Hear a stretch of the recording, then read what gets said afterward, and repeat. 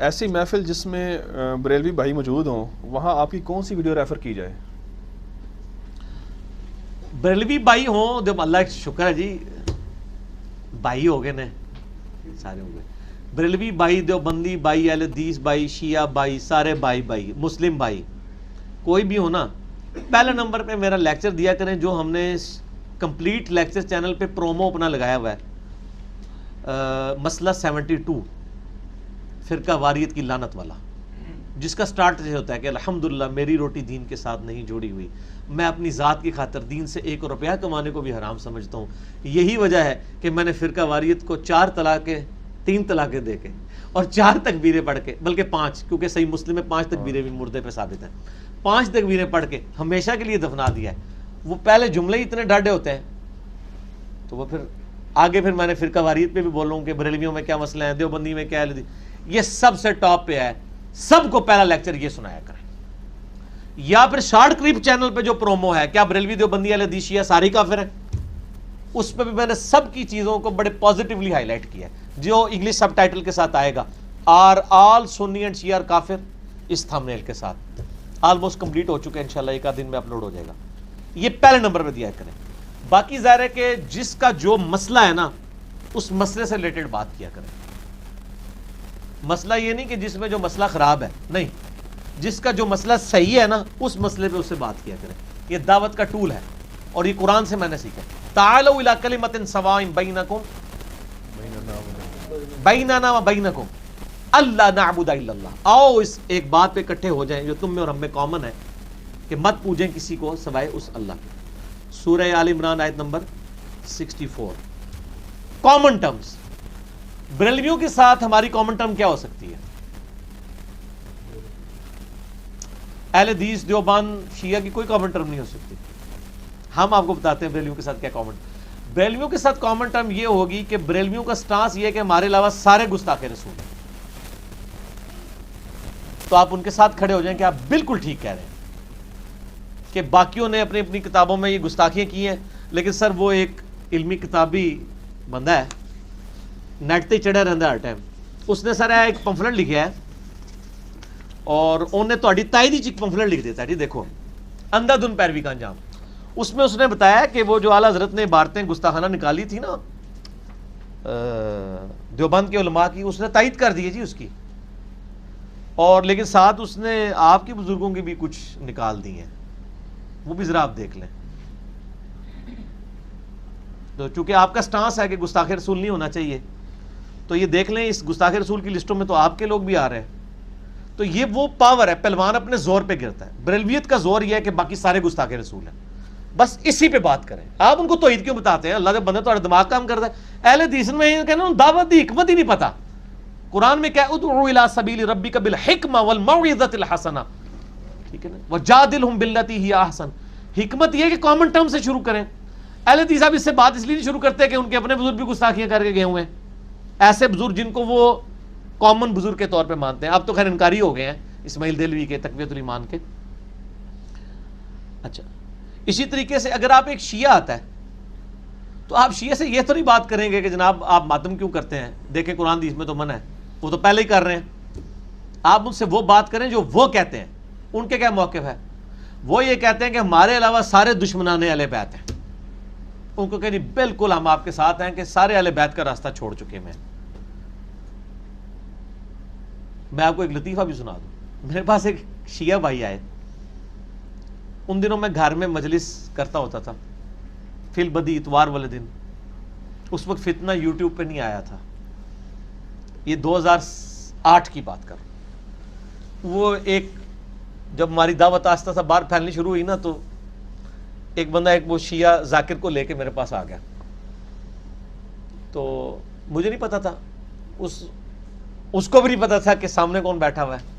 آتے ہی وہ جب بیٹھ گیا نا تو مجھے کہتا ہے جی انجینئر صاحب شیعہ دی کوئی گل دسو تسی۔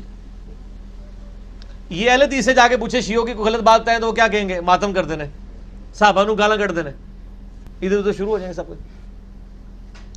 اب میں اس وقت سے دعوت کی حکمت سمجھتا ہوں۔ یہ پمفلٹ میں نے 2009 میں لکھا ہوا ہے، ٹھیک ہے۔ اور مسئلہ 71B جو انڈیا اور پاکستان کے بزرگوں کی 19 گستاخانہ عبارات کا تحقیقی جائزہ، اس کے 25 منٹ تمہید میں نے یہ ساری باتیں بتائی ہوئی ہیں. اب ایک شیعہ مجھ سے جب آگے پوچھ رہا ہے تو میں اس کی کامن ٹرم پہ بات کروں گا نا. مجھے کہتا ہے جی آپ کو کیا مسئلہ ہے؟ میں نے کہا یہ ایک مسئلہ ہے. کہتا ہے کیا؟ میں نے کہا یار تم جو شیعہ ہو نا یہ معاویہ کے شیعہ ہو، میں علی کا شیعہ ہوں. ایڈا حوصلہ تے ہن اہل حدیث دا نہیں نہ ہو سکتا کہ کہے میں علی دا شیعہ ہاں. ٹھیک ہے تو پھر اس لیول پہ اترنا، اس کا تو پاؤں گئی سے زمین نکل گئی کہ یہ تو ساڈی علی گل ہی کر رہا ہے. کہتا جی یہ کہ گل کیتی ہے تسی معاویہ نو میرے کھاتے پاتا ہے رضی اللہ تعالیٰ عنہ، ہم تو صحابی مانتے ہیں. میں نے کہا اس لیے کہ حضرت معاویہ کے دور میں اور بعد میں آل امیہ کے دور میں حضرت علی پہ ممبروں پہ لعنت ہوتی تھی، یہ پتہ ہے تمہیں؟ وہ اور خوش ہو گیا، کہتا جی ہم تو پہلے ہی رونا رو رہے ہیں. تو میں نے کہا یہ بدعت کس نے شروع کی؟ کہتا ہے آل امیہ نے. تو میں نے کہا آج اس بدعت پہ کون عمل کر رہا ہے؟ آج کس کے ممبروں سے صحابہ پہ لعنت ہو رہی ہے؟ اس نے ادھر بیٹھے ہوئے کہا علی بھائی آج کے بعد کسی صحابی کو گالی نہیں نکالوں گا. سبحان اللہ کہہ دو نا، مولوی دے جھوٹے واقعات سبحان اللہ کہہ دو. اور اس طرح کے کئی ایک ای میلز ہیں میرے پاس پوری دنیا سے جو کہتے ہیں سب و شتم چھوڑ دیا ہے. سر یہ سب و شتم لال رومال والے تو نہیں رکوا سکتے نا، کیونکہ وہ تو کھڑے ہوئے ہیں دوسری پارٹی میں، یزیدی پارٹی میں. تو آپ جھوٹ پہ کھڑے ہو کے سچائی کا مقابلہ نہیں کر سکتے. بریلویت بھی کسی سچائی پہ کھڑی ہے گستاخانہ عبارتوں والے مسئلے میں. شیعہ بھی ایک سب و شتم کے مسئلے میں یا جو آل امیہ نے ظلم کیا اہل بیت کے ساتھ وہ کسی سچائی پہ تو کھڑے ہوئے ہیں. تو ان کے لیے پھر سر ہم یہ پمفلٹ ہے واقعہ کربلا کا پس منظر کہ آپ دیکھ لیں کس طریقے پہ آپ چلتے ہیں. اس طرح دیوبند ہے، وہ کہتے ہیں یار ہم کہتے ہیں یار بریلوی دیوبندی میں کیا فرق ہے؟ کہتے ہیں قبروں کو منگتے ہیں اسی نہیں منگتے. یہی کہتے ہیں نا، یہ ان کی پاور ہے، اسٹرینتھ ہے. آپ ان کو کہ اچھا اچھا اچھا اچھا بالکل آپ صحیح کہہ رہے ہیں، قبروں سے نہیں مانگنا چاہیے، قبروں کا طواف نہیں ہونا چاہیے. لیکن وہ ایک علمی کتابی بندہ ہے، اس نے ایک پمفلٹ سرچ پیپر نمبر 6 لکھا ہے قبروں سے فیض کے عقیدے کا تحقیقی جائزہ. تو آپ بتا رہے تھے بریلوی جو ہیں وہ قبروں سے مانگتے ہیں، دیوبندی نہیں مانگتے. اس میں تو وہ اشری تھانوی صاحب کے مرید جا کے قبر سے روٹی مانگ رہے ہیں، اور ایک تبلیغی جماعت جا کے فضائل صدقات میں لکھا ہے وہ ایک قبر والے کے پاس گئی ہے، وہ قبر سے باہر نکل کے اس نے اونٹ قربان کر کے ان کی مہمان نوازی کی ہے. اب وہ یہ کہہ نہیں سکتے کہ یہ جائز ہوتا ہے، قبروں سے نکل سکتے ہیں لوگ کیونکہ وہ پہلی ڈاکٹرائن مانتے ہیں. آپ ان کو ان کی پلوان کو زور پہ، یہ میں آپ کو ٹپس دے رہا ہوں دعوت کے. پہلے تو میں یہ نجی محفلوں میں کرتا تھا، میں نے کہا یہ راز بھی میں اپنے ساتھ لے ہی نہ جاؤں، میں آن کیئر ایئر بھی کر رہا ہوں. جو جس کی اسٹرینتھ ہے نا اس پہ اس کو گلائیں، جو وہ خود مانا ہوا ہے، جس ڈاکٹرائن کو وہ مانا ہوا ہے. یہ الزامی جواب ہے ہومیوپیتھک علاج ہے، اینٹی وینم ہے، پھکی ہے، جو وہ مانا ہوا ہے اس پہ آپ اس کو منوائیں. میں یہ منکرین حدیث کے لیے میرے پاس پھکی ہے. منکرین حدیث کے پاس ہر وقت یہ ہوتا ہے جو جی عملی تواتر اجماع دیکھنا چاہیے، جی عملی تواتر اجماع ہے، عملی تواتر حدیثاں دے بعد ہی چاہیے. یہ وہ میں تو بالکل جی تہاڈے نال ہاں. قرآن کتنے نازل ہوا ہے؟ کہتے ہیں سعودیہ میں. میں کہتے ہیں سعودیہ میں تو تواتر یہ ہے کہ رکوع میں جاتے وقت اٹھتے ہوئے رفع الیدین ہو، آپ تو نہیں کرتے. بخاری مسلم کو تو چھوڑو نا، اس میں تو ہے ہی ہے رفع الیدین. یہ آپ کہاں سے لے کے آئے ہو؟ وہ تو صحابہ کی اولاد ہیں، تسی ہندوؤں دی اولاد ہو. ٹھوس. عرب میں کبھی بھی کافر نہیں رہے ہیں آج تک. ایون انگریزوں کے دور میں بھی جب سلطنت عثمانیہ ٹوٹی تھی، وہ ٹوٹتے ہی سعودی خاندان کے پاس آ گیا تھا معاملہ. عرب کی سرزمین پہ کبھی کافروں کی حکومت نہیں رہی ہے، تو وہ رفع الیدین کیوں کر رہے ہیں؟ تو ان کے لیے ان کی ڈاکٹرائن پہ پھکی ہے. اس طریقے سے اہل حدیث کے لیے بھی پھکی ہے. وہ کہتے ہیں جی وہ دیکھیں جی حنفیوں کو ہم بخاری مسلم سے رفع الیدین کی حدیثیں پیش کرتے ہیں، واضح حدیثیں پڑھ کے بھی نا نہیں مانتے. کہتے ہیں امام کا قول نہیں چھوڑنا. ہم کہتے ہیں جناب یہ ہم نے کربلا والا ریسرچ پیپر میں بخاری مسلم سے آل امیہ کی بدماشیاں لکھی ہیں کہ کس طرح اہل بیت کے ساتھ انہوں نے زیادتیاں کی ہیں. تو سر یہ بھی بخاری مسلم میں لکھا ہوا ہے. تو آپ تو خود کہہ رہے ہیں جو بخاری مسلم کو نہ مانے وہ منکرین حدیث ہوتا ہے. تو کیا صرف حنفی رفع الیدین کا انکار کر کے ہی منکرین حدیث ہوتے ہیں؟ آپ کے بزرگ باب آل امیہ کی بدماشی والی حدیثوں سے نظریں چرائیں. انکار حدیث کی دو فارم ہے. ایک تو یہ ہے کہ آپ کہیں یہ حدیث ہی جعلی ہے، یہ تو اہل حدیث کی جرت نہیں ہوتی کیونکہ ان کو اپنی پبلک ہی مارے گی جوتیاں. دوسرا انکار ہے کہ حدیثیں ٹھیک ہے بیان نہیں کرنی چاہیے. تو حنفی بھی یہی کہہ رہے ہیں کہ یہاں تو سارے حنفی ہیں، آپ رفع الیدین کی اور آمین کی حدیثیں بیان کر کے لوگوں میں کیوں جو ہے وہ تفریق پیدا کر رہے ہیں؟ ساروں کو بغیر رفع الیدین کے پڑھنے دیں. ہاں آپ جب عرب جائیں تو وہاں جا کے آپ نے کرنا ہے تو آپ کریں. ادھر کیوں کرتے ہیں آپ؟ ادھر بھی لوگ کہتے ہیں جی دیوبندیوں کی مسجد میں جب کوئی وہ کہتے ہیں یار آپ یہاں تھے نا امین آستہ کا کریں، تفریق نہ ڈالیں، تو وہ بھی کہتے ہیں کہ بخاری مسلم کی رفع الدین کی حدیثوں نے امت میں تفریق ڈال دی ہے. ابھی اگلے دن یہ عثمان بھائی کو فون آیا ایک انکل جی کا، مجھے کل عثمان بھائی بتا رہے تھے، اے انکل بڑے ایسٹ دے ساڈے واسطے، انکلاں نوں سلام، کیونکہ ہم کالی داڑھی کے ساتھ جب کسی کو بات کرتے ہیں نا تو تھوڑی دیر تو وہ مولوی سنتا ہے، پھر کہتا ہے تمہیں تمیز ہی نہیں گل کرنے دی. بالکل یہ بہت بڑا اعتراض ہے. تے ساڈے کول جواب ہے نا، لے لے کرو، جدوں کوئی پریشانی ہویا کرے منوں رابطہ کرے کرو. اس پلیٹ فارم تے اللہ دے فضل اس میٹرو وچ، ٹھیک ہے نا، اے وہ میٹرو ہے جتھے ہر سودا وکدا ہے. اچھا تو اس کا حل ہمارے پاس بابے ہوتے ہیں، میں نے بابے رکھے ہوئے ہیں ہر جگہ. جب میں نے کہیں بات کنوے کرنی ہو نا کسی مولوی کو، بابوں کے ذریعے کرواتا ہوں. بابوں کو تو نہیں کہہ سکتے، ان سے تو دبے ہوئے رہتے ہیں. اور میں نے فزیکلی کئی بار لوگوں کو تجربہ کر کے بتایا کہ میں نے ایک مسجد میں بات کی ہے، وہی بابے سے لائیے ٹھوس کر کے چپ کر کے بیٹھ کے میرے گل پہ گئے. تو بابے بڑے ایسٹ ہیں، بابے اسلام ساڈے بھی بابے ہیں اچھے سے بابے جو ریٹائر ہوئے ہیں، پڑھے لکھے ہیں، اب نیٹ پہ بیٹھے ہیں، یوٹیوب دیکھ رہے ہیں، اور ان کو پتہ چلا ہے کہ یار دین تو کتابوں میں ہے، بابوں میں نہیں ہے. اب وہ جیسے کتابیں پڑھتے ہیں تو عثمان بھی بتا رہے تھے، ایک بابا جی کا فون آیا، انہوں نے کہا کہ جی میں نے علی بھائی اکثر کہتے تھے نا یار کہ علماء یہ بخاری مسلم صرف رکھی ہوئی ہیں، انہوں نے مانتے کوئی نہیں ہے. کہتے ہیں میں نے بخاری مسلم پڑھی، میں نے وہ نماز کا طریقہ پڑھا، حدیثیں ساری نوٹ کی. کہتے ہیں میں نے اپنے مولانا صاحب سے کہا کہ سر تھوڑا سا ٹائم چاہیے. انہوں نے پتہ ہی نہیں کہ اور لگا انہوں نے. مولانا صاحب نے کہا بابا جی کوئی نکاح طلاق کا کوئی مسئلہ پوچھنا ہوئے گا. وہ کہتے ہیں میں نے ان سے ٹائم لیا مولانا صاحب سے، ان کو میں نے بخاری مسلم لے گیا.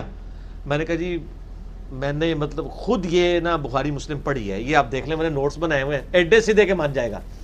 انہوں نے کہا جی یہ نوٹس یہ دیکھیں آپ، یہ تو رفع دین کے ساتھ نماز کا طریقہ لکھا ہوا ہے، تو ہم کیوں نہیں رفع دین کرتے ہیں؟